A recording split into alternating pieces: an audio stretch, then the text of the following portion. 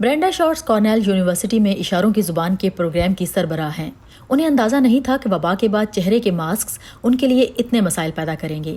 پیدائشی طور پر سماعت اور گویائی سے محروم برینڈا کو احساس ہوا کہ ان کے لیے ماسک پہنے لوگوں سے بات چیت تقریباً ناممکن تھی۔ امریکہ بھر میں 4 کروڑ 80 لاکھ سے زائد افراد سماعت کی مکمل یا جزوی محرومی کے مسئلے سے متاثر ہیں۔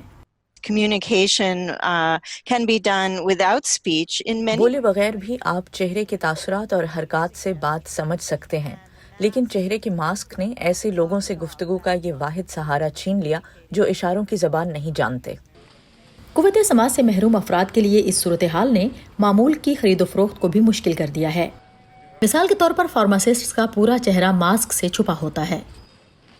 Those individuals who are working in stores. ایسی رکاوٹیں دور کرنے کے حوالے سے میں دکانداروں سے یہ کہنا چاہوں گی کہ اگر کوئی آپ کی بات نہیں سن پا رہا تو آپ کوئی اور راستہ ڈھونڈیں، برداشت کا مظاہرہ کریں اور سوچیں کہ یہ شخص کیوں کوئی رد عمل ظاہر نہیں کر رہا۔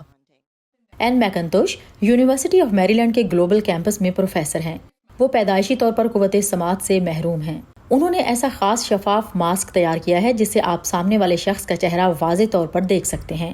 FDA سے منظور ہونے والا یہ اپنی طرز کا پہلا ماسک ہے۔ انہیں یہ خیال برسوں پہلے اس وقت ذہن میں آیا تھا جب ان کا ایک آپریشن ہوا تھا۔ مجھے نرسوں، ڈاکٹروں اور حتیٰ کہ اپنے شوہر کے ہونٹوں کی جنبش دکھائی نہیں دے رہی تھی کیونکہ وہ ماسک سمیت سر سے پاؤں تک ہسپتال کے خصوصی لباس پہنے ہوئے تھے۔ یہ شفاف حصہ ہونٹوں کی حرکت اور جذبات کے اتار چڑھاؤ کو سمجھنے میں مدد کرتا ہے۔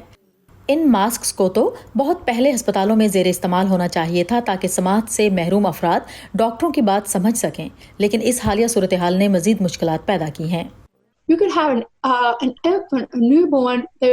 ہو سکتا ہے کہ اس دنیا میں قدم رکھنے والا بچہ ان ماسک کی وجہ سے اپنے آس پاس موجود انسانوں کی مسکراہٹ نہ دیکھ پائے، تو ایسے میں وہ کیسے آپ کے ساتھ مانوس ہوگا؟ عالمی ادارہ صحت کے مطابق دنیا بھر میں 5% لوگ قوت سماعت کے مختلف نقائص کا شکار ہیں جنہیں اس ماسک سے فائدہ ہو سکتا ہے۔ میسکم ماسکالکوف کے ساتھ سعدیہ زبرانجھا، وائس آف امریکہ۔